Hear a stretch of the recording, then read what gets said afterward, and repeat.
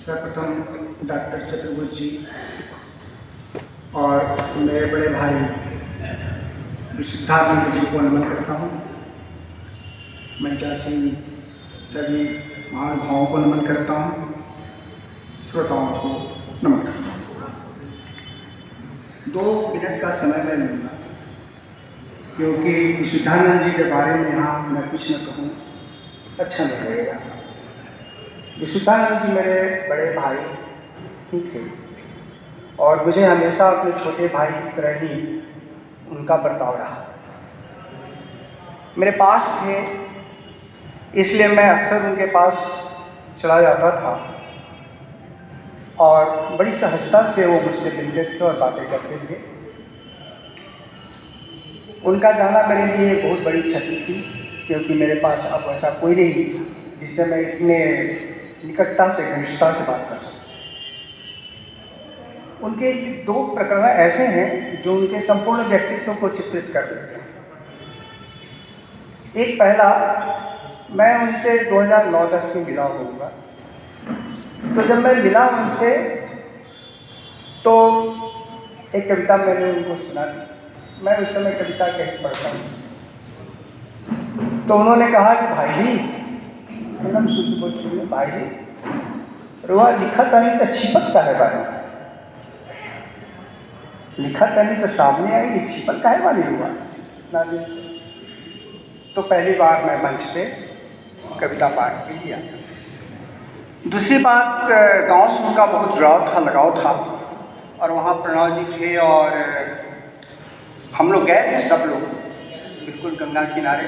मेरे जवारी ही है तो मैं भी गंगा किनारे वाला ही रहा हूँ। तो वहाँ पर एक वो टाई वाई बांधे हुए थे, तो एक कोई मिले के गाँव के और उन्होंने कहा कि तू तो टाई वाई बांध के एकदम शानदार हो गई पड़ा, तू गाँव के दर्द क्या पूछा था। तो कुछ मुझे थोड़ी सी प्रतिक्रिया अंदर में हुई, मैं थोड़ा नया था, लेकिन उन्होंने इतनी खूबसूरत मुस्कान दिखे कि मैं उस मुस्कान को कभी भूल नहीं पाता। तो ये थी उनकी सहजता और मेरे साथ उनके बीते दिन हमेशा मुझे याद आते रहते हैं। ये स्मृति ग्रंथ जो है, इसकी भी एक छोटी सी कहानी हो गई है कि ऋषिकेश पाठक जी थे, वो बहुत बीमार हो गए थे तो उन्होंने बोल नहीं पा रहे थे, तो मेरा नाम लिख करके उस पर इन लोगों को दे दिया। प्रवीर जी आए और मुझे दे गए कि जरा इसको आप देखिए। मैं उसको देख गया और इतना सजो करके रखा कि वो बार बार मैं सजोता था और बार बार वो भूलता था। तो एक बार मैं अपने ही घर में ऊपर नीचे शिफ्ट करता रहता हूँ आवश्यकता अनुसार। तो एक बार मैंने बहुत सारी किताबें हटा दी थी, जियोलॉजी की किताबें और वो पुरानी किताबें जिनकी आवश्यकता नहीं रह गई थी। कोरोना के बाद प्रवीर जी ने मुझे याद दिलाई तो मैं कहा कि नहीं, बहुत सहेज करके मैं रखा हूँ। इनको जब मैंने आने के लिए कहा तो मैं खोजने लगा तो किताब मिली नहीं। मेरा दिल तो धक से कर गया कि वो धरोहर कहीं गुम ना हो गई हो और उन किताबों के साथ ना चली गई हो। बहुत खोजा, बहुत माथा पच्ची किया, इनसे बात भी की। मैंने कहा कि आपके पास है ना वो सब कुछ भी? हाँ है। फिर एक दिन मैं ऐसे ही क्रम में देखता रहा तो देखा कि बड़ा सजो करके और बहुत अच्छी तरह से उसको एक पैकेट में बंद करके और मैं रख दिया हूँ। तो वो इनको बुला कर दिया। इधर संजय जी से, मैं नोएडा में था, अभी तुरंत मैं भी आया हूँ, तो संजय जी से बात हो रही थी तो उन्होंने कहा कि वो किताब छप रही है, आ गई है स्मृति ग्रंथ। मुझे बेहद खुशी और मैं प्रणव जी सबको धन्यवाद देता हूँ कि मेरे बड़े भाई का वह स्मृति ग्रंथ आ गया है। आप लोग उसमें पढ़ें, उसको पूरी व्यक्तित्व उनका निखर करके उसमें उभर करके आता है। तो ये सारी बातें हुई। मैं एक कविता गीत की तरह ही सुनाता हूँ।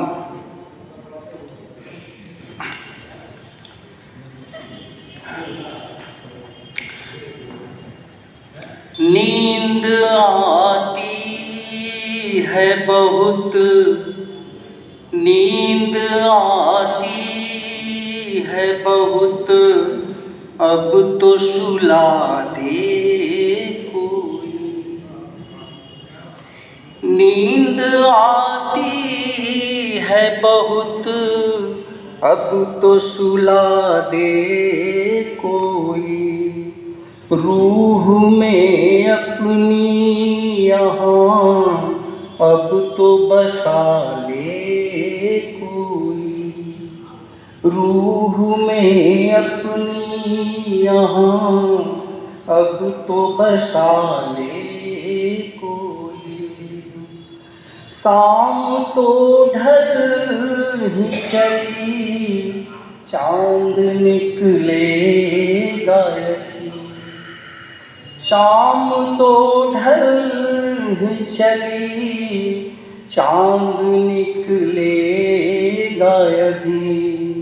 प्यार में मुझको यहाँ, अब तो रुला दे कोई। प्यार में मुझको यहाँ, अब तो रुला दे कोई।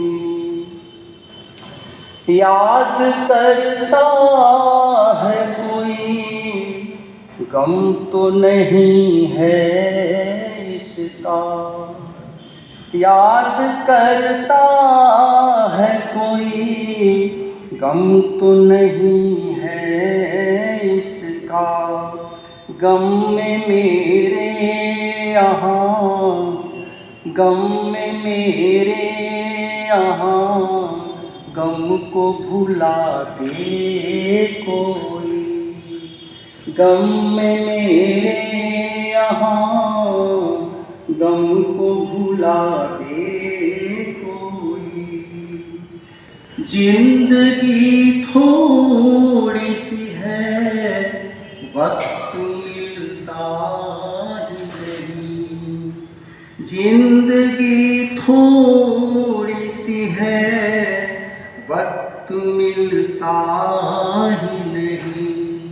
आके आँखों में यहाँ, आके आँखों में यहाँ, अब तो दिखा दे कोई।